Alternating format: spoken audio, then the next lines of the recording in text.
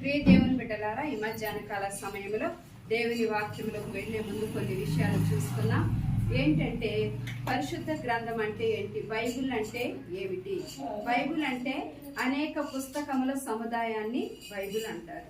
కానీ మనము ఎప్పుడు కూడా చదువుకున్నప్పుడు మంచి జ్ఞానం మనకి కలిగిద్ది అనమాట. అలాగే ఈ పరిశుద్ధ గ్రంథంలో ఎన్ని పుస్తకాలు ఉంటాయి? 66 పుస్తకాలు సముదాయము కలిగిన ఈ పుస్తకం. 40 మంది ఈ పరిశుద్ధ గ్రంథాన్ని రాసినట్లుగా తెలియజేస్తా ఉన్నారు. అలాగే చూస్తే కొత్త నిబంధన పాత నిబంధన రాయడానికి ఎంత సమయము పట్టింది? 1500 సంవత్సరాల సమయము పట్టింది. నిబంధన రాస్తే మనము ధ్యానించాలంటే ఇంకా ఎక్కువగా ధ్యానిస్తూ ఉండాలి.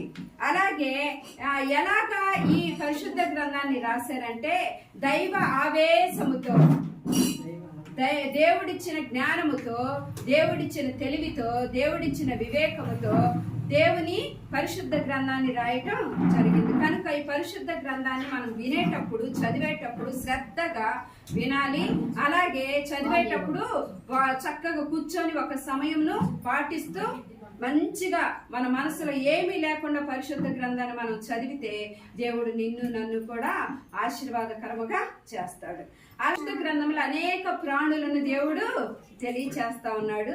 వాటికి జ్ఞానము వివేకం ఇచ్చింది కూడా దేవుడే. కనుక మన పరిశుద్ధ గ్రంథములో విశ్వాసి ఈ ప్రాణుల ద్వారా నేర్చుకోవాల్సిన అంశాలు అనేకమైన దేవుడు లిఖించాడు. ఎలాగా? ఈ 40 మందికి జ్ఞానం ఇచ్చి చక్కగా వారు అన్నిటి గురించి రాయడానికి వారికి దేవుడు ఎంతో వివేకాన్ని 10వ అధ్యాయం 16వ వచనము చూస్తే పావురము వలె నిష్కపటమైన ప్రేమ కలిగి ఉండాలి. పక్షి ఏంటంటే పావురం.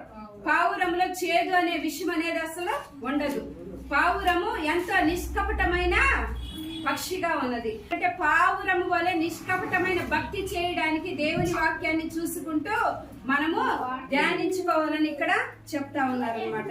నిష్కపటమైన ప్రేమ కలిగిన వారిగా ఉండాలి. మన జీవితంలో దేవుని కలిగిన వారము అనేక మంది ఉంటాము, కానీ నిష్కపటమైన ప్రేమ కలిగిన వారు కొంతమందే ఉంటారు. మన ప్రభు వారు కూడా నిష్కపటమైన ప్రేమ కలిగిన తండ్రి, కుమారుడు, పరిశుద్ధాత్ముడు. కనుక మనము కూడా నిష్కపటమైన ప్రేమ కలిగి జీవించాలి మొదటిగా. రెండవది ఏంటంటే మత్తయి సువార్త 26వ అధ్యాయము 74వ వచనములో చూస్తే దేవుడు వాక్యము ద్వారా మనతో మాట్లాడుతూ ఉన్నాడు.